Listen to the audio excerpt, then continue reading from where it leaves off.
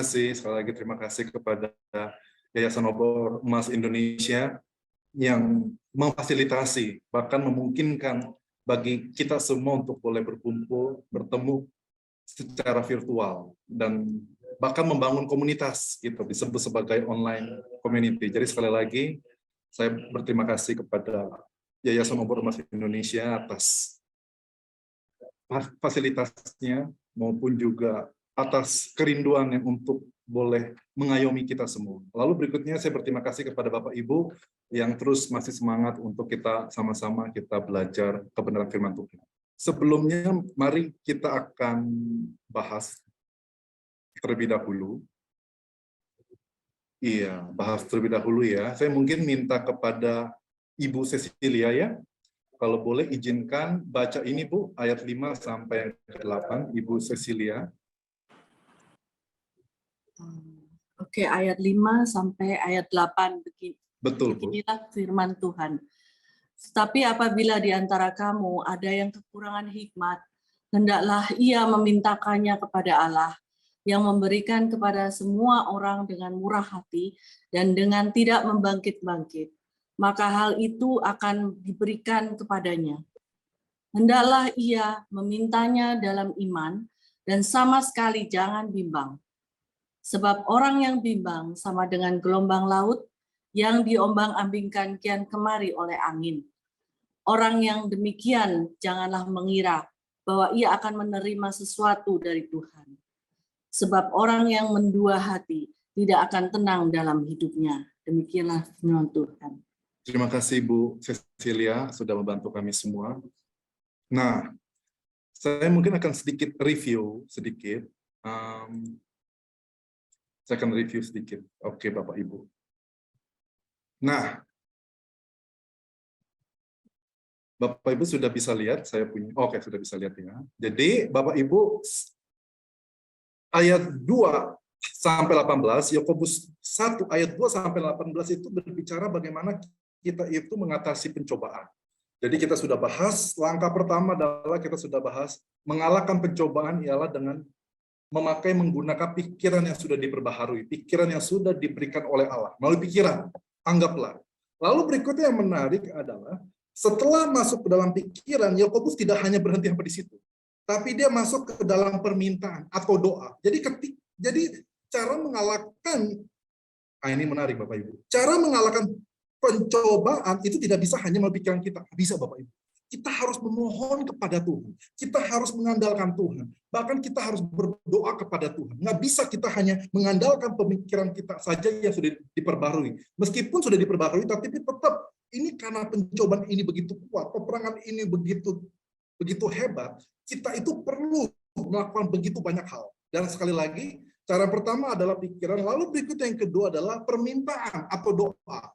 Seperti yang sudah disampaikan oleh Ibu Cecilia, di dalam Yakobus 1 ayat 5 hingga yang ke-8. Nah, kita masuk ya. Nah, ini menarik Bapak Ibu. Kita akan bahas ini beberapa hal.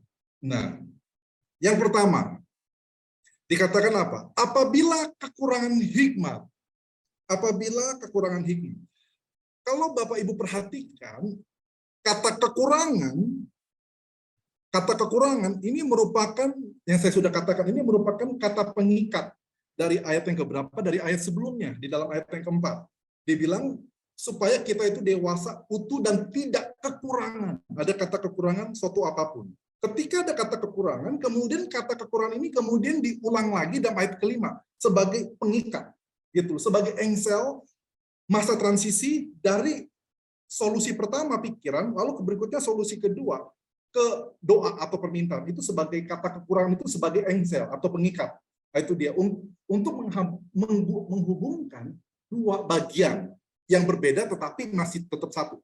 Nah, sebagai solusi. Nah, sekarang Bapak Ibu kita sama-sama kita berpikir yuk. Kenapa Yakobus yang diinspirasikan oleh Roh Kudus mengatakan apabila kekurangan hikmat? Kenapa dia tidak mengatakan apabila kamu kekurangan sukacita? Kenapa tidak mengatakan apabila kamu kekurangan damai sejahtera? Kenapa Yakobus tidak mengatakan apabila kamu kekurangan karakter?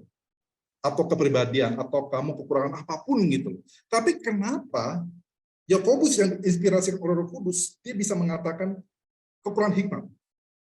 Menurut Bapak Ibu bagaimana? Kenapa Yakobus mengatakan apabila kekurangan hikmat? Kenapa hikmat ini menjadi sentral di dalam tulisan Yakobus ini? Mungkin ada Bapak Ibu yang ingin membantu kami semua.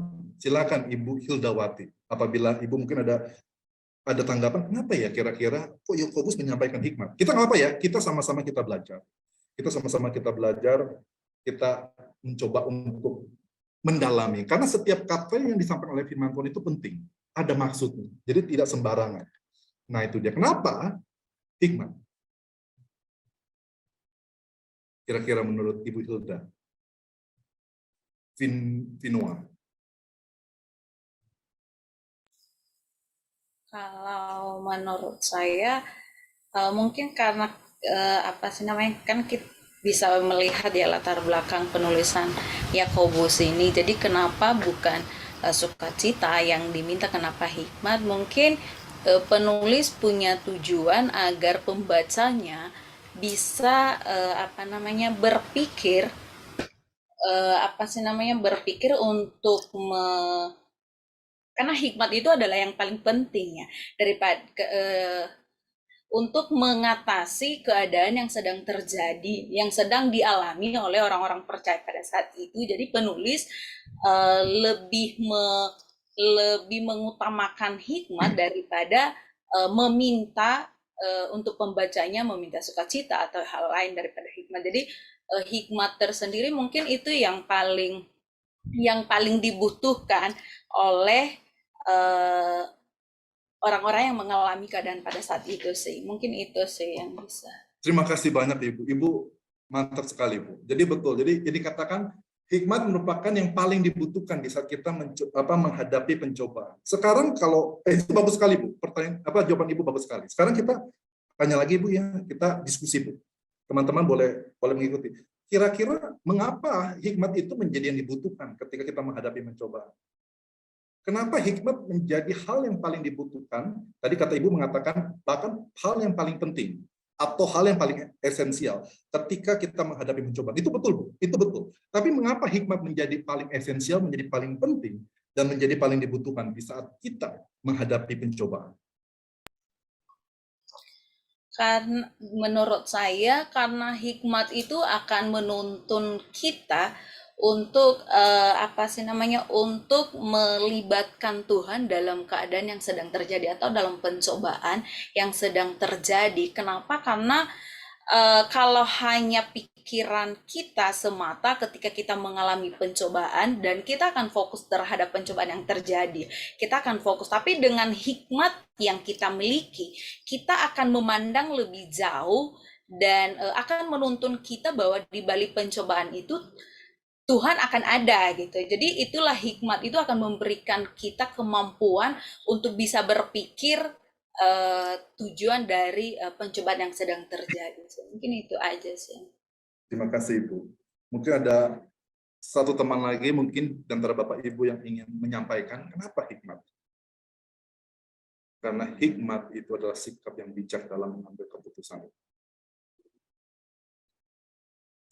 Satu lagi Bapak Ibu.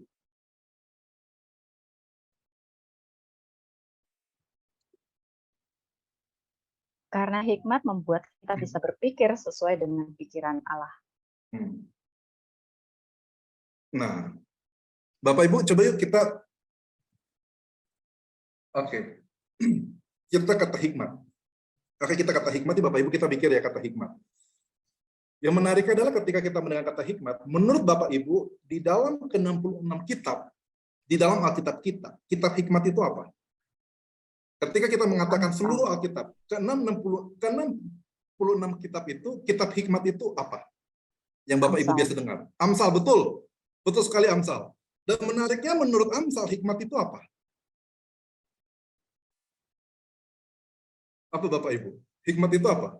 Yesus Kristus. Di dalam menurut kitab Amsal, hikmat itu adalah takut akan Tuhan. Takut akan Allah. betul. Takut Siapa yang akan bilang itu? Takut akan Allah. Betul. Jadi Bapak Ibu perhatikan tidak? Ini yang senada dengan Ibu Hildawati katakan. Maksudnya mirip-mirip gitu. Jadi gini, Yakobus itu juga disebut sebagai kitab hikmat. Beberapa pakar itu mengatakan Yakobus itu juga kitab hikmat, tetapi dalam perjanjian baru. Perjanjian lama itu Amsal. Jadi Amsal maupun Yakobus itu disebut sebagai kitab hikmat. Yang menariknya adalah ketika mereka mempunyai kata yang sama hikmat, dan mereka itu tampaknya memiliki tema yang sama. Hikmat itu apa? Takut akan Tuhan. Bapak Ibu, ini maka menjadi hal yang sangat menarik sekali. Kenapa? Di saat kita itu di dalam pencobaan, permasalahannya gini, nah ini menarik. Hikmat itu adalah takut akan Tuhan. Tapi ketika kita berada di dalam pencobaan, apakah kita takut dengan pencobaan itu? Apakah kita takut akan Allah? Seringkali kita ketika kita di dalam pencobaan, kita lebih sering itu didikte oleh perasaan kita. Kita seringkali didikte oleh keinginan kita. Kita seringkali didikte oleh desire kita. Kita seringkali didikte oleh pencobaan-pencobaan kita. Bukan didikte oleh takut akan Tuhannya. Bukan. Kita seringkali bukan hanya didikte, tapi kita dipengaruhi. Bahkan kita dimatikan begitu. Maksudnya kita itu nggak bisa bebas. Kita itu sangat diikat, dijerat dan diikat oleh apa? Oleh pencobaan-pencobaan tersebut, bukan takut akan Tuhannya itu. Jadi bagaimana ketika kita ada pencobaan, ini menarik nih, hikmat adalah takut akan Tuhan. Ketika kita berada dalam pencobaan, khususnya ini pencobaan-pencobaan secara internal, yang benar-benar, wah ini pencobaan kedagingan, pencobaan mata, apakah kita masih tetap bisa takut akan Tuhan di saat kita benar-benar dicobai? Ketika hawa nafsu kita itu dibangkitkan, apakah kita tetap masih bisa takut akan Tuhan? Karena kita berhikmat. Jadi hikmat menurut Yakobus dan menurut kitab Amsal itu bukan hanya sekedar pengetahuan yang luar biasa, tapi pengetahuan ini menurut Yakobus dan menurut kitab Amsal, pengetahuan ini yang hikmat ini adalah hikmat yang mentransformasi bukan hanya pengetahuan tetapi juga karakter. Kalau kamu sungguh-sungguh berhikmat, dikatakan apa? Maka akan kelihatan dari karaktermu, akan kelihatan dari buahmu, akan kelihatan dari kehidupan, akan kelihatan dari kepribadianmu. Nggak mungkin ada dualisme, nggak mungkin ada kontradiksi. Kamu mengatakan kamu cinta Tuhan, tetapi hidupmu itu tidak takut akan Tuhan. Berarti kesimpulannya apa? Kamu nggak berhikmat. Kamu hanya mengatakan aku cinta Tuhan, tetapi buahnya nol. Berarti kesimpulannya apa? Kamu nggak punya hikmat. Karena hikmat daripada Tuhan, dikatakan apa? Itu ada takut akan Tuhan, dan itu akan mengubah hidup kita. Ketika kita menghadapi pencobaan yang kita butuhkan adalah apa? Bagaimana di dalam pencobaan, di dalam kesesakan, di dalam kesulitan, tapi kita tetap hidup dengan hidup takut akan Tuhan. Bukan hidup takut oleh manusia, bukan hidup takut karena kekayaan, bukan hidup takut karena koneksi, tetapi kita hidup takut akan Tuhan. Itulah hikmat. Bukan karena kita takut dengan pencobaan kita. Ya kan, pencobaan-pencobaan kita begitu kuat, tetapi kita bisa memberikan hidup kita untuk dipengaruhi, dikuasai oleh takut akan Tuhan. Itulah hikmat. Mantap sekali. Penting sekali Bapak Ibu kata hikmat ini. Sampai sini Bapak Ibu ada pertanyaan. Nah ini dia. Maka dibilang kata hikmat itu esensinya. Sebelum kita masuk kemana pun itu harus hikmat. Sekali lagi, hikmat menurut Yakobus dan kitab Amsal itu bukan hanya secara pengetahuan, enggak. Tapi adalah bagaimana takut akan Tuhan itu. Hikmat adalah takut akan Tuhan. Bagaimana itu mentransformasi seluruh hidup kita, termasuk karakter kita ada buah-buahnya. Disitulah hikmat. Oke? Apabila kekurangan hikmat, apabila kamu kekurangan takut akan Tuhan, apabila kamu terintimidasi, kamu terintimidasi oleh pencobaan-pencobaan tersebut, kamu itu lemah, iya kan? Kamu itu lemah, kamu itu nggak dewasa, kamu itu nggak utuh, kamu itu kurang takut akan Tuhan. Dibilang apa? Mintalah, ada perintah. Sekali lagi, Yakobus selalu go, ada source-nya, ada solution-nya, ada goal-nya. Solution-nya apa? Kamu minta. Ketika kamu menghadapi pencobaan, kamu minta, iya kan? Kamu minta supaya bagaimana kamu menang, bagaimana kamu bisa takut akan Tuhan, supaya kamu itu bisa memuliakan Allah di dalam pencobaan. Kamu bukan memuliakan diri kamu sendiri, kamu bukan memuliakan keadaan apapun juga, tapi kamu bisa memuliakan Allah. Dikatakan apa? Perintahnya itu apa? Mintalah. Ada kata mintalah. Aduh, saya saking semangat ini, jadi saya masuk ke mata tadi. Mintalah masuk ke mata. Sorry Bapak Ibu, sorry mata saya colok mata saya sendiri. Oke Bapak Ibu, jadi ada perintah Bapak Ibu ya. Perintah itu apa? Mintalah. Menariknya apa Bapak Ibu? Mintalah dari Allah yang memberikan kepada semua orang Bukan hanya setengah orang, bukan hanya orang-orang yang tertentu aja, enggak. Tapi semua orang dengan terbuka dan tidak mempermalukan. Dan ini itu hikmat gitu ya. Itu hikmat. Dan ini hikmat ya. Akan diberikan kepadanya. Coba kita bahas satu-satu ya. Sekarang menjadi pertanyaan begini. Kenapa kita harus berdoa?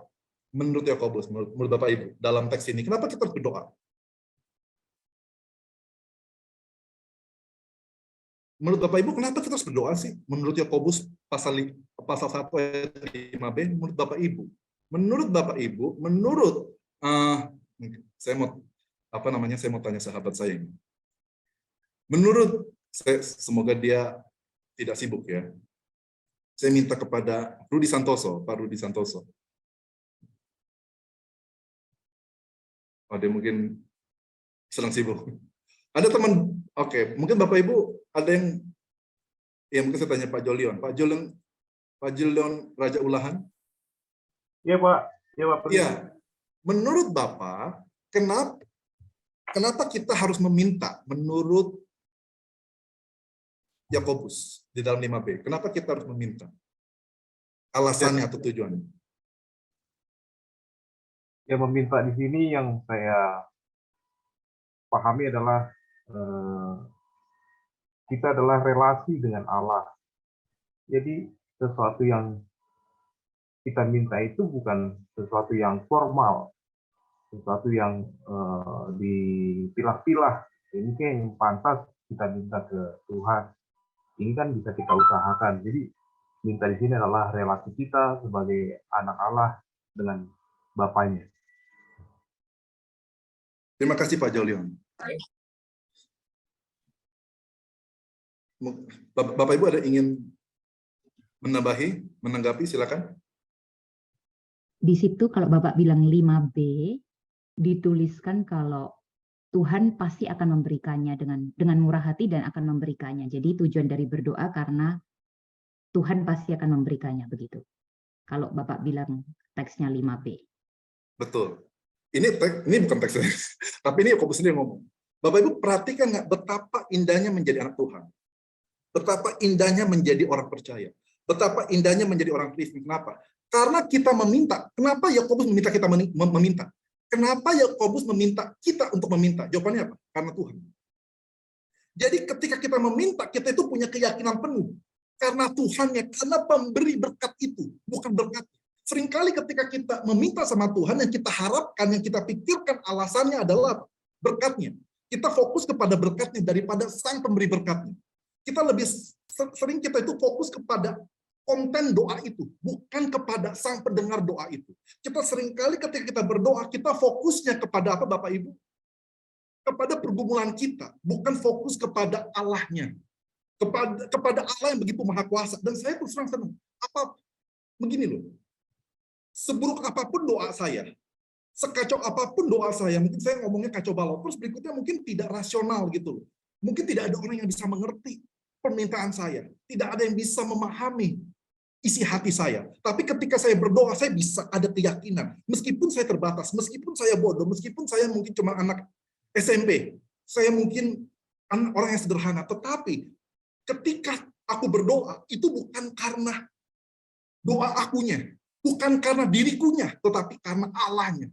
Wah, itu luar biasa. Jadi Yakobus itu memberikan kita itu ketenangan. Kamu tidak perlu melihat diri kamu ketika kamu berdoa. Kamu tidak perlu melihat kesusahan kamu ketika kamu berdoa. Kamu tidak perlu melihat segala kelemahan-kelemahan kamu ketika kamu berdoa, tetapi kamu hanya melihat Tuhan saja. Kamu melihat Allah yang mendengar kamu, Allah yang memperhatikan kamu, Allah yang bersama dengan kamu, Allah yang tidak pernah meninggalkan kamu, dan Allah yang selalu menyertai kamu. Ini jadi doanya itu bukan fokus kepada kontennya, bukan kepada berkatnya, bukan fokus kepada kitanya, diri kita, tetapi fokusnya kepada apa? Source-nya. Siapa source-nya itu? Kenapa kita berdoa? Karena Allah. Apapun keadaan kita, Allah akan memperhatikan kita. Itu menjadi keyakinan kita. Ini indah sekali, Bapak Ibu. Jadi Jadi Tuhan itu tidak melihat doa kamu bagus apa enggak, kata-katanya bagaimana, iya kan? Terus bagaimana kondisi kamu enggak, tapi Yakobus mengatakan apa? Kamu minta, kita itu punya keyakinan penuh karena apa? Karena Allah. Karena Allah itu source-nya. Mantap. Nah, itu mantap Bapak Ibu ya. Itu keren sekali. Dikatakan dari Allah. Nah, ini menarik Bapak Ibu, dari Allah. Dari Allah. Ini jadi source-nya. Kita sekali lagi ketika kita minta, kenapa Yakobus itu meminta kita minta? Karena source-nya ini menjadi dasarnya. Source-nya itu. Pribadi Allah itu yang menjadi dasarnya. Allah yang memberikan, nah ini menarik. Allah yang memberikan kepada semua orang. Jadi sekali lagi ini semua orang ya, bukan hanya sebagian, bukan hanya separuh, bukan hanya beberapa orang saja, tapi semua orang dikatakan apa? Dengan terbuka dan tidak mempermalukan. Nah, sekarang Bapak Ibu, kita pikir lagi, kita bertanya lagi.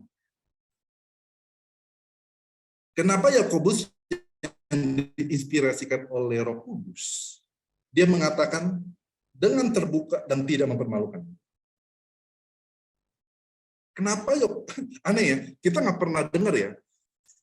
Allah yang memberikan dengan tidak mempermalukan. Kayaknya kita nggak pernah dengar ya. Kita dengarnya apa? Allah yang memberikan dengan sukacita, dengan melimpah, dengan begitu dengan begitu penuh kasih kepada kita, ya kan, dengan terbuka, betul juga gitu kan. Tetapi Bapak Ibu pernah dengar nggak? Ketika Tuhan memberikan, Tuhan tidak akan pernah mempermalukan Bapak Ibu. Kayaknya bingung. Saya belum pernah dengar doa kayak begini. Gitu ya. Tapi kenapa Yakobus mengatakan seperti itu? Dengan terbuka dan tidak mempermalukan. Kenapa Bapak Ibu kira-kira Yakobus menambah itu? Tidak mempermalukan. Kayaknya aneh ya. Harusnya Tuhan memberikan secara cuma-cuma, tidak bersyarat. Allah yang memberikan secara melimpah, harusnya begitu. Tapi kenapa dikatakan terbuka dan tidak mempermalukan? Ada kata tidak mempermalukan. Kenapa Bapak Ibu? Coba yuk kita bertanya sama-sama yuk. Gimana Bapak Ibu ada yang ingin memberikan tanggapan? Ibu Nina kalau begitu. Tadi Ibu Nina sudah berdoa. Mari Ibu Nina. Coba kira-kira bagaimana? Kenapa ya Yakobus mengatakan dengan terbuka dan tidak mempermalukan? Kenapa ya? Mungkin Bu Leni ingin bantu? Boleh, mungkin ini Pak, karena kan kita ketika dalam pencobaan itu begitu berat dan kadang kita mau share dengan orang saja malu gitu Pak. Maksudnya bahkan dengan orang terdekat karena kita merasa takut dihakimi ataukah takut diolokkan. Mungkin kamu berdosa makanya mendapatkan ini. Tapi kalau dengan Tuhan menjanjikan tidak akan dipermalukan dan Tuhan justru ingin kita. Mungkin itu Pak jawabannya. Supaya kita confident. Kenapa sekali lagi kata Ibu? Supaya kita confident. Kenapa tidak mempermalukan? Kenapa? Sekali lagi supaya kita confidence. Ya, jadi jadi Tuhan memberikan jaminan kalau kita tidak perlu malu dan tidak akan dipermalukan oleh Dia, sesuai dengan Ibrani yang mengatakan kita bisa datang ke tahtanya Dia dengan percaya diri karena kita sudah dalam Kristus gitu Pak. Betul ya. Nah, Bapak Ibu pernah baca seluruh kitab ini enggak? Karena Tuhan akan menyenangkan jiwamu. Menarik juga perkataan Fanya. Oke. Bapak Ibu, siapa yang udah pernah baca seluruh kitab Yakobus? Ayo, siapa yang udah pernah baca kitab Yakobus seluruhnya? Pasti pernah dong. Iya, cuma satu, sisanya belum. Sisanya belum. Mungkin malu-malu. Iya. Bu Nofris, ya, Pak Bu Nofris. Nah, menariknya apa? Ketika kita membaca kitab Yakobus, Bapak Ibu, itu Bapak Ibu perhatikan ya. Yakobus itu ada bahas beberapa kali ya. Topik tentang apa? Yang kaya dengan yang miskin. Betul nggak? Miskin dengan yang kaya. Betul ya? Dan itu nampak di dalam, nah itu dia, saya kasih lihat deh. Saya kasih lihat Bapak Ibu ya. Jadi saya, tidak mengada-ngada. Nah, Bapak Ibu bisa lihat ya, ayat yang ke-9 sama yang ke-10. Ayat 9 yang ke-10 itu, coba saya minta kepada Pak Harto. Tolong bacakan Pak Harto, ayat 9 dengan ayat yang ke-10. Yakobus 1 ayat 9 hingga yang ke-10. Saya pakai Alkitab aja. Betul Pak, betul Alkitab kita. Itu kekecilan. Oh kecil. Oke Pak.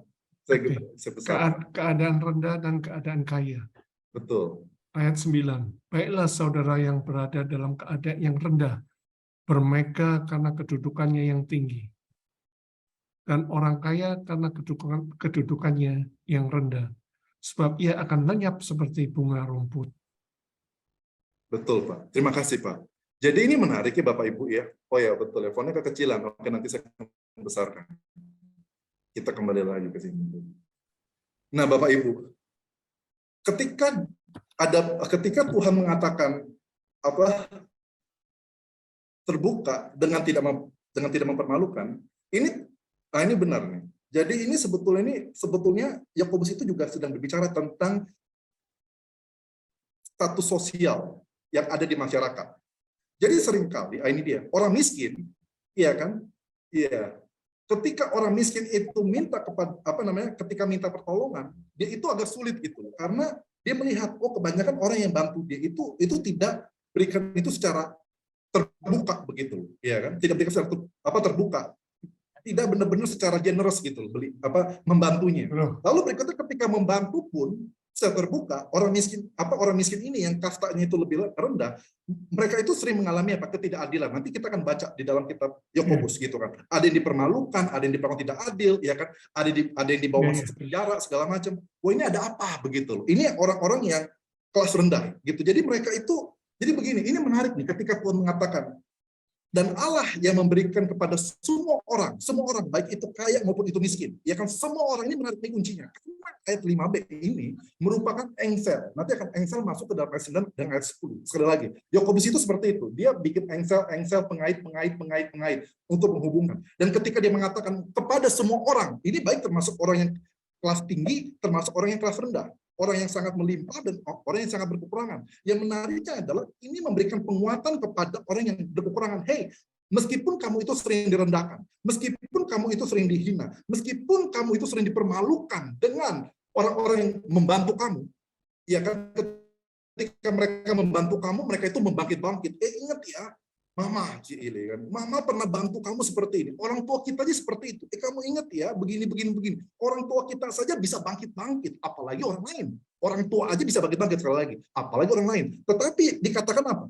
Tuhan berbeda dengan manusia. Tuhan itu siapapun kita, termasuk kita meskipun kita itu lagi bergumul, lagi kesulitan, Tuhan itu ketika dia memberikan, dia itu memberikan secara terbuka, secara generous, bahkan tidak akan mempermalukan kita. Tuhan itu akan menerima kita gitu. Jadi kita sekali lagi, kita itu ada keyakinan bukan dengan isi doa kita, tapi kita keyakinan siapakah Allah itu. Karena Allah itu kita dikasih tahu pribadinya. Pribadi itu sangat generous dan itu tidak akan pernah mempermalukan kita. Meskipun permintaan kita tampak konyol, tapi dia tidak akan menghina kita. Meskipun permintaan kita itu tampak sepele. Berapa kali seringkali kita minta sepele sama permintaan sepele sama Tuhan. Seringkali kita bilang, Tuhan berkati aku begini. Kita cuma sepele aja, itu bukan hal kecil. Tapi Tuhan tidak melihat itu sepele atau hal kecil. Tuhan itu sangat mencintai kita. Dan ketika, meskipun itu sepele, tapi Tuhan tidak pernah mempermalukan kita. Bahkan dia menjawab doa-doa kita. Itu dia menarik. Dikatakan apa? Kita itu meskipun manusia bisa mengecewakan kita dalam memberikan bantuan, tapi kita bisa mengandalkan Tuhan. Tuhan tidak pernah mengecewakan. Jangan pernah mengharapkan manusia, tapi berharaplah kepada siapa? Pribadinya, source-nya sekali lagi. Pada Allah. Mantap. Jadi sekali lagi percaya kepada Allah. Karena kita meskipun kita orang kelas bawah, kita gitu ya, saya lah, termasuk kita kan, saya kan kelas bawah, tapi kita bersyukur Tuhan tidak akan mempermalukan saya. Tuhan tidak memandang status saya, tidak memandang siapa pendoanya. Tidak, Tuhan tidak begitu. Tuhan akan menjawab. Yang menariknya adalah apa? Ini juga teguran bagi siapa? Orang yang kelas atas. Teguran bagi orang ke atas. Hey, kamu kalau memberikan sesuatu, jangan pernah mempermalukan orang. Jangan kamu itu memberinya itu secara membangkit-bangkit, jangan. Itu dia teguran juga ini sebagai orang yang kelas atas ya. Kalau kita memberi sesuatu, kita harus belajar seperti Allah, ya kan? Ketika dia memberikan, termasuk orang yang berkelimpahan sekalipun, Tuhan itu nggak pernah bangkit-bangkit. Begitu. Jadi ketika kita itu di posisi yang lebih atas, ya saya doakanlah kita, saya termasuk yang paling atas, saya doakan meningkat. Tapi meskipun kita di posisi paling atas pun, ketika kita ngebantu orang, jangan pernah melihat bahwa orang yang kita bantu ini lebih rendah. Jangan pernah melihat orang yang kita bantu ini lebih hina. Jangan pernah mempermalukan mereka itu. Bantu ya bantu, benar seperti Allah, dengan hati yang generous, dan jangan pernah mempermalukan dia, apapun membangkit-bangkit. Nah ini dia, ada kata semua orang. Itu luar biasa Bapak Ibu. Nah ini dia, kita belajar. Itu jadi kita keyakinan sekali lagi karena Allah. Sekali lagi, ini karena Allah. Jadi kenapa kita harus meminta? Bukan karena doanya, bukan karena kitanya, tapi karena Allahnya. Dan dikatakan apa? Ini alasannya kan, dari Allah yang memberikan kepada semua orang. Jadi kita pede. Baik itu orang miskin, orang kaya, orang berkekurangan, orang berkelimpahan, Tuhan tetap akan memberikan. Tuhan tidak akan memalukan kita, misalnya orang yang sudah berada, kita orang yang melimpah. Masa orang melimpah tetap minta sama Tuhan? Tapi Tuhan bilang, jangan malu. Meskipun kamu orang sudah berkelimpahan, kamu tetap boleh minta sama aku. Aku menerima kamu dengan tangan terbuka. Aku tidak pernah mempermalukan kamu. Banyak orang kaya kan mainnya gengsi gitu kan. Wah, minta malu dong. Ya kan, saya harusnya memberi bukan meminta. Tapi dikatakan, kalau kamu ada pencobaan, tenang saja. Kamu minta sama aku. Meskipun kamu orang kaya sekalipun, meskipun kamu orang terpandang sekalipun, kamu minta. Aku tidak akan pernah mempermalukan kamu. Aku generous, siapapun dia. Nah, itu menjadi sekali lagi kekuatan dari Tuhan begitu. Dan dikatakan apa? Ini alasannya. Lalu berkata tujuannya. Dan hikmat ini, ada kata hikmat ya kan. Dan ini hikmat. Dikatakan apa? Ini tujuannya. Ketika kita meminta ada tujuannya. Akan. Bapak Ibu ada kata apa? Akan ya. Saya lihat dulu ini. Aduh nggak bisa. Perhatian Bapak Ibu ada kata akan. Ini ada kata akan juga. Ini ada hikmatnya. Tes. Akan. Saya mau nanya, ketika ada kata akan, ini mintalah nih, mintanya sekarang. Tapi dapatnya apa kapan Bapak Ibu? Coba saya tanya kepada Pak Setiadi. Kita mintanya sekarang ya. Dapatnya kapan Pak? Pak Setiawan Gunadi. Oh iya, dapatnya sesuai dengan kehendak Tuhan, sesuai dengan waktunya Tuhan. Ya betul, bukan waktunya kita. Kita nggak tahu, kita maunya mungkin Bapak Ibu ada yang ketahuan juga ya. Saya itu orang yang sangat semangat. Dan saya salah satu kelemahan orang semangat itu adalah apa? Nggak sabar. Saya maunya gini, kalau saya udah ada sesuatu itu harus terjadi detik ini juga. Saya itu paling susah itu menunggu gitu loh. Dan Tuhan tahu gitu. Itu kelemahan terbesar saya, menunggu. Tapi saya harus belajar ini, akan. Saya mintanya sekarang, saya berjuangnya sekarang, saya perlunya sekarang, betul nggak? Kita minta sekarang, ya perlunya sekarang dong.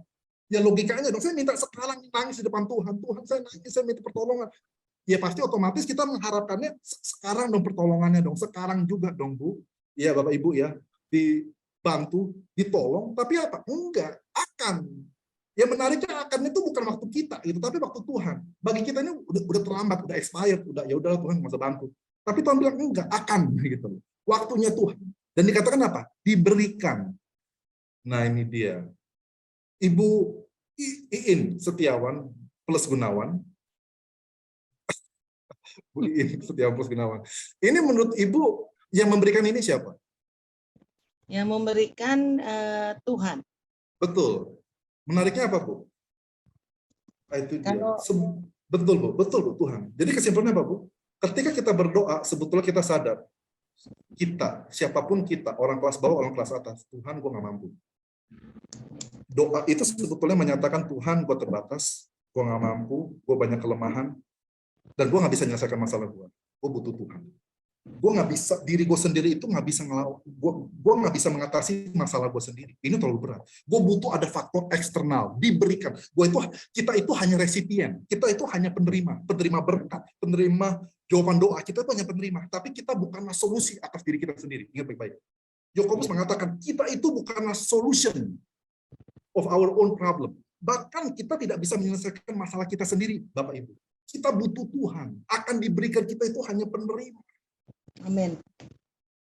Kita hanya penerima Bapak Ibu. Dan orang-orang seperti saya sekali lagi, itu berat. Karena saya itu tipenya orangnya apa ya? Saya itu tipenya tuh fighter gitu. Saya mau berjuang, tapi saya lupa. Ketika saya berjuang, saya lupa. Tuhan itu saya nggak libatkan dalam perjuangan. Saya jadikan Tuhan itu sebagai penonton. Harusnya adalah apa? Di dalam Alkitab. Tuhan itu yang fighter, kita itu menonton, betul ya. Tapi kebalik, karena banyak orang, apalagi kita gitu, yang sudah biasa kita bergumul, yang sudah biasa kita berjuang, apalagi kita yang mulai dari nol sampai kita sukses, kita itu sangat apa Bapak Ibu, sangat sulit untuk menonton.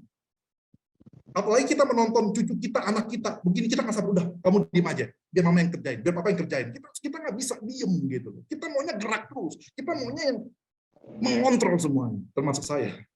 Ini kelemahan saya. Ketika saya bilang Tuhan, saya tidak bisa lagi berjuang. Bukan berarti saya itu bukan pejuang. Tapi saya ingin mengizinkan Tuhan itu yang berperang. Dan biarlah saya menonton bagaimana Tuhan menolong saya. Biarlah saya menjadi penerima berkat Tuhan. Seringkali saya lebih suka apa? Biarlah saya mengusahakan berkat saya. Biarlah saya menerima apa yang layak dari hasil jerih payah saya. Tapi Tuhan mengatakan apa? Enggak. Kadang kamu hanya minta doang. Kamu nggak bisa apa-apa. Kamu hanya minta. Dan itu akan diberikan. Sesimpel itu.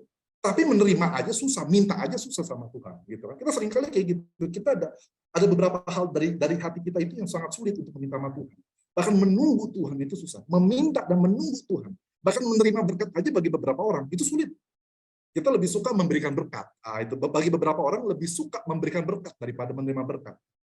Nah, itu Bapak Ibu. Ini dia. Dan hikmat ini akan menunggu ya, diberikan kepadanya. Oke Bapak Ibu, sampai sini Bapak Ibu jelas ya ayat yang kelima ya. Sudah jelas Bapak Ibu, ini sudah jelas. Yang menariknya adalah di dalam permintaan ini menarik. Yakobus ayat yang kelima itu berkata tentang source. Tentang source-nya ya. Sumbernya itu. Kenapa kita harus meminta? Karena Allah. Bukan karena isi berkat itu, bukan karena doa itu sendiri, bukan karena kita, tapi Allah. Lalu berikutnya yang kedua dikatakan, ada kedua. Tapi Allah dulu yang paling utama. Allah yang paling utama yang pertama. Yang utama dan pertama. Dan yang kedua apa Bapak Ibu? Manner. Sikap kita.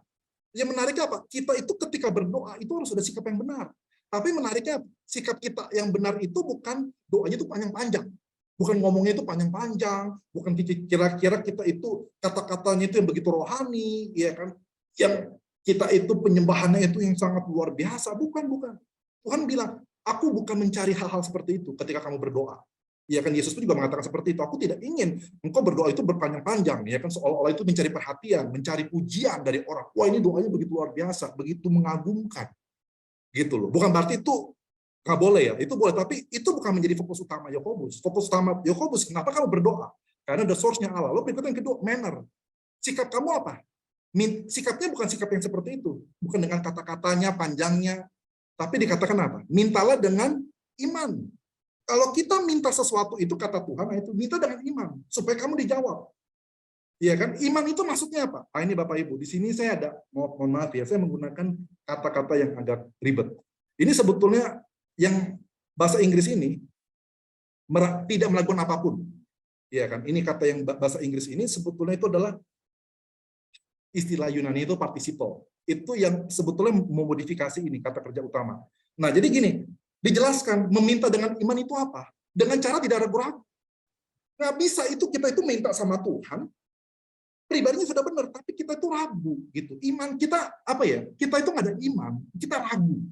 Nggak bisa gitu, kita minta sesuatu tapi kita ragu, meragukan Tuhan. Meragukan itu nggak mungkin. Jadi meminta dengan iman itu berarti tidak ragu. Itu menurut Yakobus. Sekali lagi, meminta yang Alkitabiah menurut Yakobus itu adalah tidak meminta, tidak ragu. Dan ini dikasih tahu, kalau kamu ragu, nah ini menarik Bapak Ibu ya. Kalau kamu ragu, ini menarik ya. Kalau kamu ragu, sama seperti apa? Coba sama seperti apa?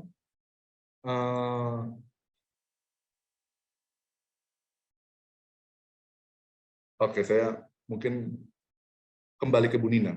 Menurut Bu Nina, menurut siapa namanya? Menurut Bu Nina, bukan menurut Yakobus. Ketika Ibu Nina melihat, kenapa kita itu nggak boleh ragu menurut Yakobus? Ada dikasih alasannya ya. Saya meminta kamu, dibilang perintah, ada perintah, meminta dengan iman. Maksudnya apa? Nggak melakukan apapun. Alasannya apa? Karena ada alasan. Orang yang ragu sama dengan apa? Gelombang di laut yang Oke. Iya, jadi itu ya oke. Mungkin saya tidak tanya Ibu Nina dulu. Oke. Seperti apa? Rough water gitu. Jadi ini seperti rough water. Jadi bukannya apa namanya? Bukan water yang santai, yang tenang, yang teduh, tapi enggak. Ini yang pertama adalah apa? Orang ini seperti rough water gitu, of the sea. Itu yang pertama. Jadi dia memang udah kayak yang kacau balau. Itu yang pertama. Yang kedua, orangnya pribadinya sudah kacau balau, hatinya sudah kacau balau, lalu berikutnya apa? Digerakkan oleh apa? Digerakkan oleh angin. Yang kedua apa? Udah orangnya kacau balau, kemudian apa? Digerakkan oleh juga angin. Lalu berikutnya bukan hanya digerakkan oleh angin, lalu berikutnya ketiga apa? Ditos. Wah, itu berat Bapak Ibu. Jadi kesimpulannya apa? Dikatakan kalau kamu meminta nggak tanpa iman, kamu meminta dengan keraguan, dikatakan apa? Kamu itu nggak dapat apapun gitu loh. Kamu itu udah pasti hancur gitu loh. Kamu itu jangan mengharapkan ini. Jadi nanti saya akan atau kapan ya? Saya akan Yakobus itu memberikan kepada kita syarat-syarat untuk mendapatkan, sekali lagi ya, syarat-syarat untuk mendapatkan apa Bapak Ibu? Doa yang tidak dijawab. Doa yang tidak dijawab. Jadi kalau Bapak Ibu ingin tahu caranya gimana sih supaya doa yang dijawab, doa yang tidak dijawab ya, ini caranya seperti ini. Kita doa tuh nggak ada iman. Kita hanya ngomong-ngomong doang gitu. Tapi kita ngomong sama Tuhan tapi kita nggak yakin. Kita minta sama Tuhan tapi kita itu bimbang, bener nggak sih? Tuhan bimbangin, kamu nggak mungkin terima. Kamu nggak mungkin terima gitu. Bukan salah Tuhan nih, tapi salah kamu itu nggak ada iman begitu, nggak ada imannya gitu. Nah itu dia. Dikatakan apa? Itu dia kan. Ada 3 gitu. Kamu itu seperti rough water. Lalu berikutnya yang kedua digerakkan oleh angin, move gitu kan, dipindahkan oleh angin. Lalu berikutnya yang ketiga ada toss. Lalu berikutnya dibilang apa? Ada karena lagi. Karena apa? Ini sekali lagi ada ilustrasi nih, ilustrasi kan. Karena apa? Ini negatif. Kalau meminta dengan apa tanpa iman, nah ini negatif. Dikatakan apa? Berikutnya, janganlah. Karena janganlah manusia itu, ada kata manusia itu. Manusia itu, dia bilang, bukan brother. Ya kan dia bilang manusia itu. Kita perhatiin ya, ayat yang kedua itu, Yakobus itu selalu mengatakan apa? Hai my brothers, my brothers, my brothers, my brothers. Tapi dia katakan apa tegas? Hey manusia itu. Bahkan dia nggak mau katakan apa? Engkau. Dia nggak katakan engkau, tapi dia bilang apa? Manusia itu. Wah itu keras Yakobus. Jadi Yakobus itu nggak mau memanggil kita sebagai brother. Bahkan dia nggak mau memanggil kita engkau, nggak mau. Dia nggak mau memanggil kita kalian, tapi dia bilang apa? Manusia itu. Janganlah manusia itu berharap. Berharap aja jangan. Gitu. Berharap jangan apa? Ia akan menerima sesuatu dari Tuhan. Nggak akan dia terima. Nggak akan dia terima. Nggak akan dia dapat apapun dari Tuhan. Kalau dia itu doa aja, tapi nggak ada iman. Kebanyakan orang kayak gitu, doa-doa. Minta-minta, tapi nggak ada iman. Terus ragu ya ragu. Habis doa tetap aja ragu. Sebelum doa ragu, sesudah doa ragu. Sebelum doa ragu, sedang berdoa pun masih ragu. Sudah berdoa tambah ragu. Wah itu kacau balau itu. Itu banyak loh. Orang-orang kita kayak begitu banyak gitu kan. Di gereja itu banyak sekali itu. Itu kacau balau begitu kan. Nah ini dia seperti itu kan. Jadi dikatakan apa? Jangan berharap gitu loh. Kamu doa-doa aja tapi doamu sia-sia. Doamu sia-sia kenapa? Karena kamu tidak akan menerima apapun dari Tuhan. Nah, sebelum saya bahas hal yang terakhir, saya mau bertanya ini. Ya berharap aja jangan, betul berharap aja jangan. Saya mau nanya nih kepada Bapak Ibu. Kenapa Yakobus mengatakan double-minded? Atau dibilang apa? Orang yang mempunyai 2 jiwa. Pribadian ganda, apa namanya? Bukan pribadian ganda, jiwa ganda gitu. Bipolar. Ya kenapa dia? Kenapa Yakobus mengatakan ini kamu itu seperti bipolar gitu, atau iya kan?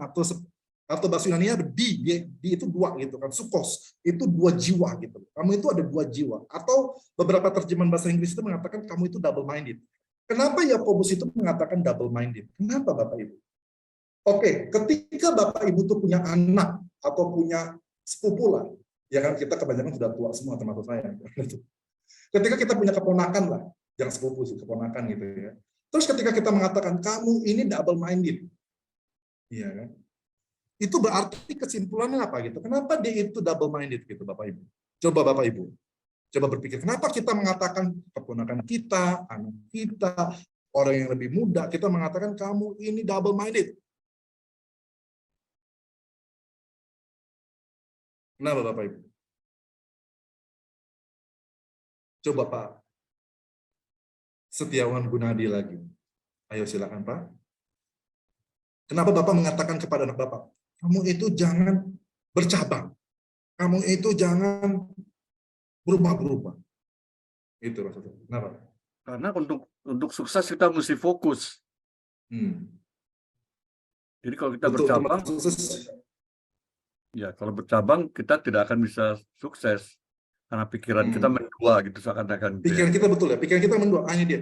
Saya mau nanya, kenapa pikiran kita bisa mendua? Itu betul Pak, betul ya Bapak Ibu setuju ya? Double minded itu pikiran kita mendua. Sekarang menjadi pertanyaannya, kenapa pikiran kita bisa mendua? Kenapa Bapak Ibu? Ya, karena satu takut akan Tuhan, yang satunya mengikuti hawa nafsu. Betul, itu jawabannya. Karena duduknya enak Bu. Betul nggak Bapak Ibu? Ikutin diri kita sendiri, hawa nafsu, kemarahan, kayak kedagingan. Wah enak banget Bu. Aduh, kita itu kalau mau marah itu tuh kita nggak puas kalau kita nggak ungkapkan semua. Gitu. Kita nggak puas Bu Nina ya, apa ibu-ibu kita kalau kita udah difitnah, diapain tuh, kayaknya kalau nggak pukul tuh ya kan, cewek aja kalau nggak pukul aja tuh, kalau nggak teriak itu kayaknya puas gitu. Tapi itu sisi kamu harus menjadi pengikut Kristus, kamu harus jadi terang.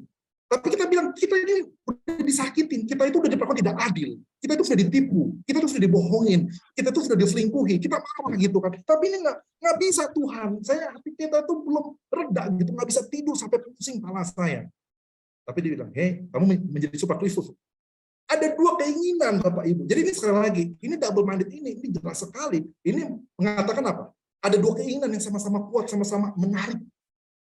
Sama-sama baik. Satu baik untuk memuliakan Allah, satu baik untuk meredakan emosi kita. Dengan cara apa? Meluapkan emosi kita, begitu kan. Ini ada dua gitu, sama-sama menarik gitu loh.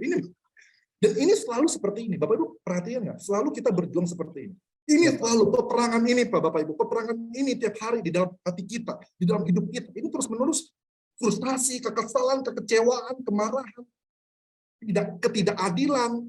Ini terus dengan ikut Tuhan, menjadi serupa dengan Kristus, ya kan, takut akan Tuhan. Ini berat, Bapak Ibu. Berat gitu loh. Ini berat, makanya saya bilang, ada dua keinginan yang terus-menerus gitu, kita ditarik.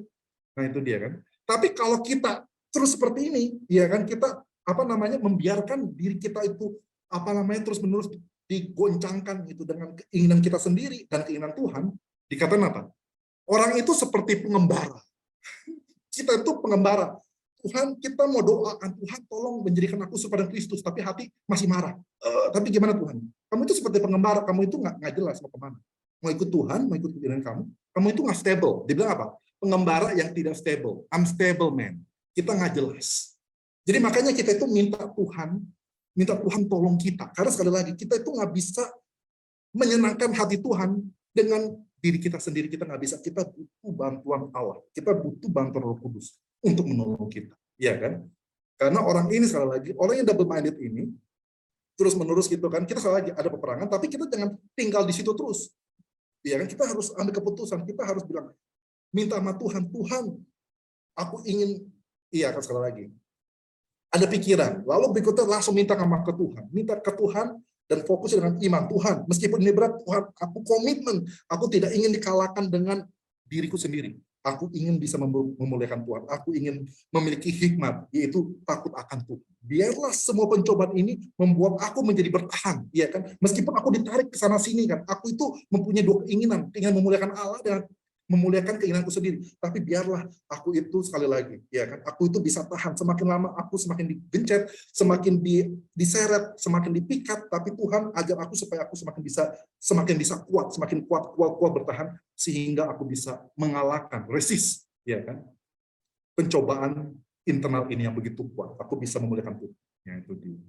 Sampai sini Bapak Ibu ada pertanyaan? Silakan. Oke, silakan. Bu Leni. Ya, ini pertanyaan saya gini, Pak. Kan memang kalau kita doa beriman, yang kita tahu itu spesifik kehendak Tuhan, misalnya mendoakan keselamatan keluarga kita atau teman kita, pokoknya kita tahu spesifik dari Tuhan, kan kita bisa dengan iman mendoakan. Jadi contoh, saya akan berdoa terus selama saya ada nafas ini, sampai orang itu kenal Tuhan. Nah, tapi kalau sesuatu yang tidak spesifik, yang misal contoh, seorang melamar pekerjaan dan dia sangat menginginkan hal ini, pekerjaan di omong kosong perusahaan A. Tapi kan belum tentu itu dari Tuhan. Nah, apakah boleh dari aplikasi ini, tadi kan kita tidak boleh double minded ya Pak ya. Jadi apakah boleh misal kalau dia merasa pekerjaan ini baik dan motivasi dia baik dan dia berdoa dengan iman akan dapat, tetapi juga di balik itu dia tahu kalau misalnya Tuhan tidak menjawab A ini, saya akan tetap memuji Tuhan. Sepertinya Pak Philip keluar lagi ya. Oh enggak.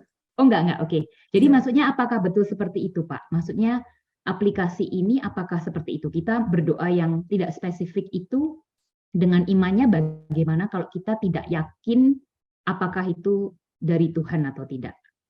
Apakah boleh kita tetap meminta tapi tetap menyerahkannya kalau Tuhan jawabannya beda seperti itu? Oke, pertanyaan yang baik sekali.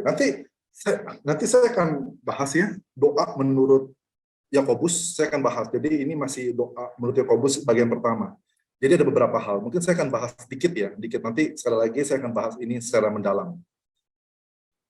Saya akan ya setelah pertemuan selanjutnya. Jadi begini Bapak Ibu, perhatiin ya. Ada doa Pak. Jadi gini. Ada beberapa doa yang tidak dijawab. Yang pertama doanya itu nggak punya iman. Meskipun kepada siapanya itu betul, sumbernya itu betul, tapi kita doa nggak ada iman. Nah itu nggak dijawab. Lalu berikutnya dikatakan begini, coba saya minta Leni sendiri ya, mana Leni? Oke, Leni sendiri menjawab. Dikatakan apa? Iya. Kenapa kita tidak menerima? Menurut James, kamu tidak mau berdoa apa-apa, kenapa? Karena kamu tidak berdoa. Nah itu dia. Jadi gini, yang pertama, jadi gini, ada cara-cara Bapak Ibu kalau doanya nggak mau dijawab, nggak mau dapat apapun tuh ada beberapa kriteria menurut Yakobus. Yang pertama apa? Doanya nggak punya iman. Yang kedua, nggak doa sama sekali. Doa yang ini dia. Jadi kata Yakobus begini, kalau kamu doa nggak ada iman, itu sama dengan kamu nggak berdoa, kamu nggak dapat apapun. Sama begitu. Jadi Bapak Ibu ingat ya, kalau Bapak Ibu doa nggak ada iman, apa Bapak Ibu nggak usah doa. Karena jawabannya sama, kamu nggak akan, hasilnya sama, kamu itu nggak akan terima apapun. Jadi itu ada dua, yang pertama doa tanpa iman, yang kedua nggak berdoa sama sekali. Lalu berikutnya yang ketiga, nah ini dia, caranya yang ketiga apa? Karena salah berdoa sebab Coba, yang kamu minta. baca sendiri, baca ayat 3 full, LAI-nya. Oke. Atau kamu berdoa juga, tetapi kamu tidak menerima apa-apa karena kamu salah berdoa. Sebab Kenapa salah berdoa? Sebab yang kamu minta itu hendak kamu habiskan untuk memuaskan hawa nafsu. Nah, jadi itu doa yang keberapa itu tadi saya bilang yang ketiga ya. Yang pertama itu doa, tapi nggak ada iman, nggak dijawab Tuhan. Yang kedua nggak doa sama sekali ya, pasti nggak dijawab Tuhan. Lalu berikutnya yang ketiga, kita itu doa dengan iman. Wah, kesan doa dengan iman, kita teguh gitu loh, seolah-olah ya. Kita doa dengan iman, kita dengan percaya, kita itu mantap sekali. Tapi dia bilang apa? Tetap nggak dijawab. Kenapa? Kamu hanya memuaskan hawa nafsumu, cuma nggak dijawab. Gitu loh. Seringkali kita doakan kayak begitu kan. Kita merasa oh ini paling benar. Kita pikir paling benar. Ya kita minta Tuhan itu hanya seperti sinterklas saja, menjawab doa kita aja gitu. Tuhan, tugas Tuhan itu hanya memberkati. Biar saya mengerjakan. Saya itu CEO-nya gitu. Saya itu pemimpinnya. Tuhan itu hanya pendoa aja gitu. Harusnya kebalik, kitanya pendoanya, Tuhan CEO-nya. Jangan dibalik Bapak Ibu. Sekali lagi jangan dibalik. Tuhan itu CEO-nya, Tuhan itu pemilik hidup kita. Kita itu hanya apa Bapak Ibu? Hanya pendoanya. Pendoa dan pelaku gitu pasti. Tapi sekali lagi bukan Tuhan itu sebagai pendoa aja gitu, pengamat enggak. Tapi kita harus melibatkan Tuhan gitu loh. Tuhan CEO-nya, kita ikutin Tuhan. Dikatakan apa? Untuk memuaskan hawa nafsumu. Kalau kamu berdoa, udah mantap sekali, tapi kamu nggak dijawab kenapa? Jangan-jangan kamu itu doa tuh hanya memuaskan hawa nafsu kamu. Doa kamu itu berpusat bukan kepada Allah, tapi pusat kepada diri kamu sendiri. Kamu itu bukan meminta petunjuk Allah, tapi meminta Allah itu memberkati kamu, bukan meminta jalan Tuhan. Biarlah kehendakmu yang jadi, bukan kehendakku. Tapi apa? Biar kehendakmu yang jadi, kehendakmu belakangan. Kan begitu. Itu hawa nafsu Bapak Ibu. Itu dia, itu yang ketiga. Ini seru nih Bapak Ibu. Lalu berikutnya ini dia, itu yang ketiga ya. Jadi cara doa yang dijawab. Lalu berikutnya dikatakan apa? Nah ini dia nih. Lalu berikutnya ini, kita lihat yuk. Ini nanti saya akan bahas detail ini. 13, 14, 15, 16, 17. Ayo silakan. Ibu lagi yang bertanya. Ibu Leni, baca. Ya, bagaimana saya baca yang mana Baca betul, semuanya? 13, 14, sampai 17. Oke. Jadi sekarang, hai kamu yang berkata, hari ini atau besok kami berangkat ke kota Anu, dan di sana kami akan tinggal setahun dan berdagang serta mendapat untung. Sedang kamu tidak tahu apa yang akan terjadi besok. Apakah arti hidupmu? Hidupmu itu sama seperti uap yang sebentar saja kelihatan lalu lenyap. Sebenarnya kamu harus berkata, jika Tuhan menghendakinya, kami akan hidup dan berbuat ini dan itu. Tetapi sekarang kamu memegahkan diri dalam congkakmu, dan semua kemegahan yang demikian adalah salah. Jadi, jika seorang tahu bahwa ia harus berbuat baik, tetapi ia tidak melakukannya, ia berdosa. Betul. Jadi jawabannya menurut Yakobus adalah, itu bukan hanya salah, tapi dosa. Kalau kita mengatakan, oh ini pasti kita akan begini, besok kita akan begini, Bu. Nah, itu jelas, Bu. Jadi pertanyaan Ibu gitu, oh ini pasti kita doakan kita begini. Enggak. Kita bukan bilang kepastian. Kita bilang, apabila itu kehendak Tuhan. Mantap. Itu benar, loh, Bapak Ibu. Hidup saya itu penuh, enggak, tapi ini bukan ranah kesaksian. Enggak terserah sih kalau Bapak Ibu masih mau bersaksi, silakan. Saya itu punya banyak itu, Tuhan itu ngebentuk hidup saya itu sangat unik. 99,99% Tuhan itu udah bawa saya ke satu arah. Tentang percintaan, tentang pelayanan, tentang pendidikan, Tuhan itu udah seakan-akan itu 99%, Ibu Asnita. Itu udah jelas, gitu ya. Tiba-tiba detik-detik terakhir pertama, detik-detik terakhir dan cuma 0,01%, tiba-tiba manuver, berubah total. Semuanya, pendidikan saya berubah, pelayanan saya berubah, pasangan hidup berubah, itu langsung saya, oh Tuhan, kok bisa begini ya? Padahal itu ada tandanya Tuhan, penyertaan Tuhan itu udah jelas sekali, dan itu saya bilang ini udah pasti 99,99%. Tapi saya gini loh, saya berasa saya itu orangnya terlalu semangat, dan kalau semangat itu saya itu pengen cepat-cepat jelas. Orang semangat itu pengen cepat-cepat jelas. Itu paling nggak suka berjalan ke dalam ketidakpastian. Saya itu tidak suka berjalan ke dalam ketidaktahuan. Saya nggak suka. Dan bahkan ketika melakukan sesuatu pun saya nggak suka kalau nggak jelas. Saya maunya jelas gitu kan, pasti gitu loh. Tapi Tuhan itu adalah Tuhan kita adalah sumber ketidakjelasan. Itu saya sedih. Philip C itu adalah manusia yang penuh kejelasan. Tapi Tuhan kita penuh ketidakjelasan, sumber ketidakjelasan. Kenapa? Saya bilang, Tuhan kenapa? Udah jelas seperti ini, Tuhan manuver lagi, beda lagi. Saya stres ini berkali-kali. Puluhan kali hidup saya seperti itu. Itu bahkan keputusan-keputusan penting. Saya sampai stres, kenapa? Kenapa Tuhan seperti itu? Akhirnya Tuhan mengingatkan saya. Kenapa Tuhan itu sumber ketidakjelasan? Meskipun saya itu suka sekali yang jelas. Kenapa? Karena Tuhan itu minta saya hidup oleh iman. Iman itu akan bertumbuh maksimal ketika berada di dalam tanah ketidakjelasan. Sekali lagi, iman akan bisa bertumbuh secara maksimal ketika tumbuh di dalam tanah ketidakjelasan. Tapi ke dalam tanah yang semuanya serba jelas, semua serba pasti, itu akan membunuh iman. Tanah yang penuh dengan kejelasan, kepastian, itu akan membunuh iman kita. Dan mengandalkan kita kepada Tuhan. Bahkan berserah kepada Tuhan. Itu akan membunuh semuanya. Dan saya orang seperti itu. Memang saya tipe-tipe orang ya saya nggak mau sebut nama. Tapi saya ada beberapa orang yang tipe-tipe seperti saya gitu ya. Kalau udah ngomong itu tuh sukanya langsung kita harus buat ini jadi gitu kan. Tapi saya sadar gitu. Tuhan itu sekarang suka postpone, suka tunda. Saya nggak suka ditunda sama Tuhan. Saya lebih suka itu dipercepat. Saya itu nggak suka di rewind gitu, dimundurin. Enggak, maju aja terus. Hidup itu harus dengan masa depan jelas. Tapi Tuhan suka saya pause. Saya pengen tombol pause itu kalau di radio itu saya pengen tombol pause itu dihancurkan gitu. Nggak usah berhenti, kita terus maju kan. Tapi Tuhan bilang enggak, pause, bahkan rewind gitu. Saya kesal gitu. Bukan hanya di pause, di rewind, tapi Tuhan ubah manuver hidup kita. Yang kita pikirnya pasti seperti ini, nyatanya seperti ini, tapi Tuhan bilang, oh ubah. Kenapa? Karena hidup kita bukan tentang kita. Our life is about our story. Tapi our life is about that story. Bagaimana cerita Tuhan ada dalam hidup kita. Bukan hidup kita itu bukan ceritanya. Hidup kita itu bukan cerita utama. Tapi cerita utamanya adalah tentang Tuhan yang masuk ke dalam hidup kita. Bagaimana hidup kita itu match dengan ceritanya Tuhan. Dan dikatakan apa? Kalau kita mau hidup di dalam kepastian, memaksakan Tuhan di dalam ranah kejelasan, dikatakan apa? Kamu memegahkan diri dalam congkakmu, bukan hanya memegahkan diri, tapi dia congkak. Ya kan? Semua kemegahan yang demikian adalah apa? Bukan hanya salah, tapi apa? Dia berdosa. Kalau kamu taunya bukan hanya kalau kamu tahu yang benar, kamu tahu seperti ini kamu salah, kamu tetap melakukannya, kamu tidak melakukannya, maka kamu berdosa, bukan hanya salah tapi juga berdosa. Kan begitu. Nah, itu dia Bapak Ibu. Itu nanti iya. Kita Jadi, iya, oke lanjut. enggak, saya hanya merangkum yang Bapak omongkan. Jadi tadi pertanyaan saya betul ya Pak, maksud saya gini. Jadi dalam kalau tadi motif doa kita tidak ada yang salah, bukan untuk hawa nafsu dan dengan iman dan sebagainya.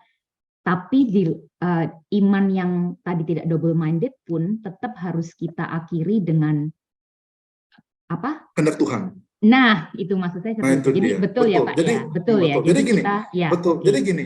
Jadi Ya. gini, jadi gini loh. Karena apa? Bapak Ibu perhatikan nggak? Tadi apa yang saya ngomongkan dari awal. Mintalah dengan yang utamanya itu apa? Bukan saya ngomong sih, Yakobus. Source-nya ke Tuhan. Perhatiin nggak? Source itu bukan kita loh. Kalau di dalam Yakobus pasal 4 itu apa? Kita loh. Kita menjadi source utamanya. Iya kan, kita mau begini harus terjadi. Tapi Yakobus itu dengan bijak. Pasal 1 dengan pasal 4 itu sama-sama berkenan dengan apa? Minta itu adalah ketika kita minta itu source Tuhan, itu yang paling penting. Sisanya itu mengikuti. Tapi yang utamanya itu adalah Tuhan. Jadi sekali lagi Bapak Ibu jangan salahkan ini dia ya. Sekali lagi Bapak Ibu jangan salah mengerti maksud ilustrasi saya. Yang tadi saya bilang Tuhan ubah manuver segala macam itu, Bapak Ibu jangan keliru menyalahartikan ilustrasi saya, pengalaman pribadi saya. Gini, pengalaman pribadi saya itu bukan definitif, enggak. Maksud saya adalah pengalaman hidup saya itu, sekali lagi, jangan disalahartikan. Itu berkenaan dengan apa? Ini. Itu saya cuma ingin mengatakan apa? Itu kesombongan saya. Dan itu harusnya seperti ini gitu. Iya kan? Saya itu harus siap. Ketika saya berdoa, itu fokusnya itu sekali lagi. Tadi saya bilang ya, mintalah. Permintaannya apa? Fokusnya apa? Ke source. Jadi fokusnya itu bukan kepada resipiennya, bukan fokus kepada kitanya, bukan fokus bahkan kepada isi doanya, tapi fokusnya apa? Fokusnya kepada Tuhan gitu. Kalau Tuhan memang dia mengubah, ketika Tuhan misalnya mau manuver dari titik terakhir, silakan. Karena hidupku adalah hidupnya Tuhan, gitu. Itu story-nya Tuhan. Itu sih. Jadi sekali lagi disitulah. Ketika doa itu ya mintalah sekali lagi. Yakobus itu diinspirasi oleh Roh Kudus, dia nggak bahas yang lain dulu, dia nggak bahas iman dulu, dia nggak bahas apa, dia langsung bahas source-nya dulu. Itu yang penting. Yang pertama kali dibahas, itu yang paling penting. Gitu. Itu sih Bapak Ibu. Bagaimana Bapak Ibu, ada lagi pertanyaan? Silakan tadi Pak Eko. Tadi Pak Eko ada pertanyaan Pak Eko. Iya, betul Pak Eko. Silakan Pak Eko. Bu Leni tapi sudah jelas ya Bu Leni? Iya, sangat jelas Pak, sangat membantu sekali. Makasih. Oke, terima kasih. Silakan Pak Eko. Terima kasih Pak Philip. Saya mau tanya tentang yang double minded tadi Pak Philip. Kebanyakan orang-orang di zaman sekarang itu kan banyak menggunakan rasio ya. Semua di akal, pikiran, pengetahuan, sehingga pengetahuan mereka itu kalau menurut pengamatan saya menghalangi iman itu untuk bekerja Pak Philip. Apakah penggunaan rasio itu termasuk juga double minded Pak Philip? Bukan masalah hawa nafsu, tapi rasionya dia yang mengganggu gitu. Terima kasih Pak Philip. Terima kasih Pak. Nah, itu baik sekali pertanyaan Bapak. Bagaimana dengan rasionya begitu kan? Di sini Yakobus ini menarik sekali. Ketika dia berdoa, dia mencatat dua hal yang paling penting, yaitu source-nya. Lalu berikutnya yang kedua adalah mana ini? Saya mau lihat Pak Eko. Mana Pak Eko? Oke, Pak Eko di situ. Oke, siap Pak Eko. Jadi yang pertama adalah sumbernya. Lalu berikutnya yang kedua apa? Manner-nya. Manner-nya itu yang menarik. Yang dikatakan itu apa Pak? Imannya Pak. Begitu. Jadi dia tidak mengatakan yang lain gitu. Dia tidak mengatakan yang lain. Jadi dia mengatakan caranya adalah dengan cara imannya, Pak. Bukan dengan keinginannya, bukan dengan perasaannya, bukan dengan bahkan saya mungkin katakan betul, Pak, bukan dengan pemikirannya gitu. Nah, itu dia kadang seringkali pemikiran kita, Pak, itu menjadi penghalang. Nah, itu dia bahkan termasuk di sini, Pak ya. Apa namanya? Di sini Bapak Ibu perhatikan ya. Hari ini atau besok kami akan berangkat ke kota Anu. Di sana kami akan tinggal setahun. Berdagang mendapatkan untung. Itu pikiran kita sudah jelas, itu kan planning kita. Ketika kita bahas ayat yang ke-13, ya, Yakobus 4 ayat 13, tapi ini nanti saya akan bahas secara terpisah. Bapak Ibu, ketika melihat ini ada ranah iman, ada ruang untuk iman bisa bertumbuh tidak? Hari ini atau besok kami akan berangkat ke kota Anu, dan di sana kami akan tinggal setahun dan berdagang serta mendapat untung. Bagaimana menurut Ibu Iin Setiawan? Apakah di sini ada ranah iman nggak, Bu? ketika hari ini atau besok kami akan berangkat ke kota Angin. Dan di sana kami akan tinggal setahun, berdagang serta mendapatkan untung. Ada karena iman tidak? Kalau menurut saya ada, karena kalau nggak yakin, saya nggak mau jalan. Gitu. Saya nggak mau pindah. Itu sih. Iya. Tapi dikatakan apa? Nah, ini Bu, ayat 14. Sedang kamu tidak tahu apa yang terjadi besok. Nah, itu dia, Bu. Yakobus bukan berarti di situ. Enggak, kamu nggak tahu, kita tidak tahu, Bu, apa yang terjadi besok. Nah, ini sedih. Ya. Contoh nih, ini ada salah satu teman saya. Saya nggak tahu, mungkin ini tahu ya orangnya. Ini orang India. Orang India, dia itu kerja di hotel kampus kami di Amerika Serikat. Dia berangkat ke Amerika bersama dengan anak-anaknya, bersama dengan istrinya dan anak-anaknya. Dia kuliah master mau selesai.